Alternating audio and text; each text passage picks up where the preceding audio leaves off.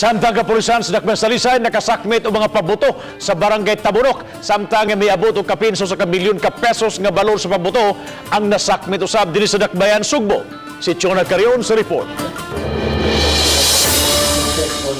Aron masiguro nga luwas ang pagsugat sa bag-ong tuig kapulisan hugot kanakop sa mga illegal nga firecrackers nga gibaligya sa Tabunok Dakbayan sa Talisay, klase-klase sa matang sa pabuto ang nasakmit sa kapulisan nga gidisplay og gibaligya bisan dili otorisado nga mamaligya.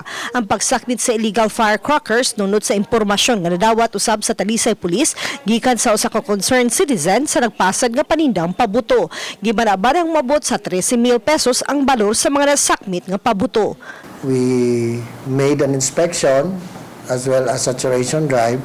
We found out that there are firecrackers which are, number one, illegal.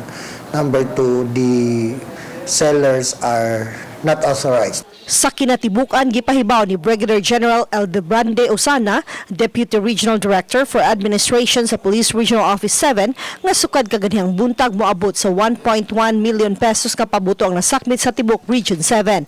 Sagad ining mga pabuto, nasakmit sa Dakbayan sa Subo. Subling pahimangno sa kapulisan nga likayan ang paggamit og pabuto, lakip na ang pagpasalba sa ilang armas de fuego atol sa pagsugat sa New Year. Alerto ang kapulisan nga gipakatap sa nagkalain-laing dapit sa Dakbayan aron mapatuman ang kahapsay ug kalinaw. Sa amin naman po, maging peaceful pa rin ang celebration kahit na po maraming mga taong nagsasaya ngayon.